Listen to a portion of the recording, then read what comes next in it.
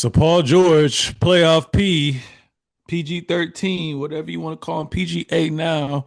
He is officially off the cuffs, man. PED He, 13. you said what? PED 13. PED-13, my boy. So he's officially off of his suspension. Uh, During his absence, the Philadelphia 76ers were 13-12, which was pretty shocking. Because obviously we talked about Joel Embiid being out with his oblique. He's been upgraded to questionable for tomorrow as well. Obviously Tyrese Maxey, I think it's been 2 weeks since he got hurt, so he's going to be reevaluated around this time next week. But yeah, man, he said he's in a much better place. He said physically, taking that time away because he had persistent knee issues as well too. Obviously, Paul George is returning for a critical 10-game stretch. The 76ers right now at 39-33 and sit in the seventh place and just 1.5 games from being as high as a five seed when it's all said and done, man. Do you think with PG and Joel Embiid coming back and knowing that Tyrese Maxey's on the way, this team can actually make the playoffs exciting for themselves and for that organization?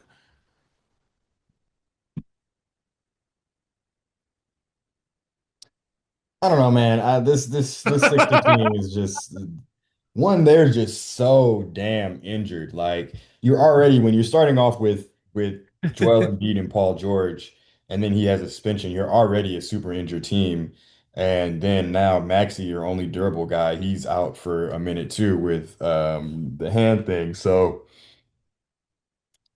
I just don't have any faith in them. I mean, they're one of those teams where you can say, like, if everything goes right, if they are fully healthy, they do actually have a really high ceiling because Joel Embiid, we've seen it this year, like when he was, when he had been playing a couple games in a row, like he looked really, really good. Paul George is definitely not the player he was before he got to Philadelphia, but he still is a decent enough, like, 3 and D type guy, and he can, off the dribble, all that other type of stuff. And Maxey has been consistently probably their best player this year. Edgecombe, if this was last year, Edgecombe is the clear rookie of the year. Like in a lot of other classes, he's going to be the rookie of the year. So he's having a really good year as well.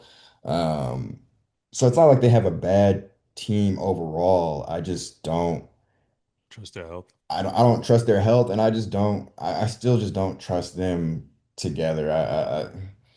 I don't think they've played when they have been healthy, which has been few and far between, but when they have been healthy, I still don't think they've played up to their potential. And I don't believe in all of a sudden now when the playoffs come, you guys are going to play up to your potential. Mm.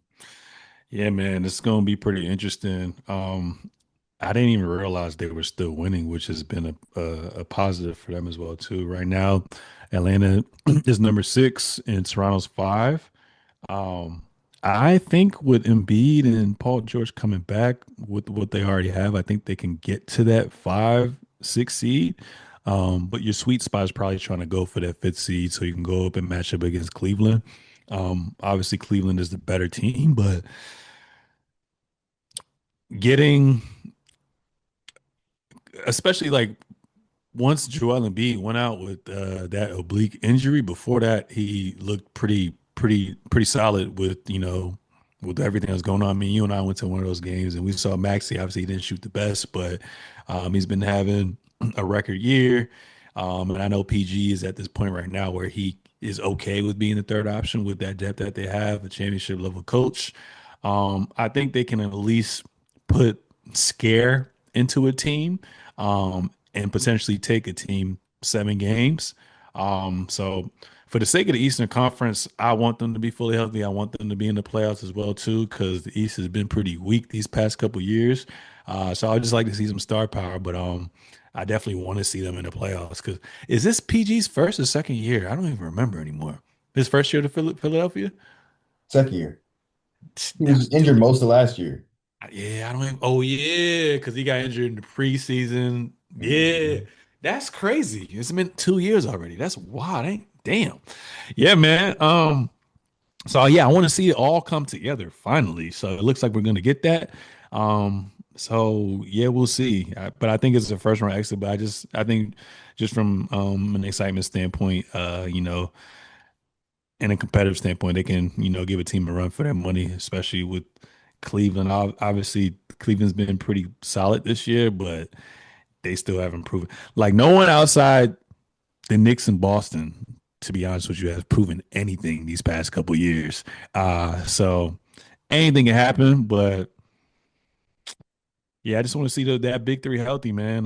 It's been a minute since I've seen Tyrese Maxey in the playoffs. So obviously, it's Tyrese Maxey's team right now, and to have a second and third option who's still formidable, especially in the Eastern Conference, I think they can do some damage. We'll see.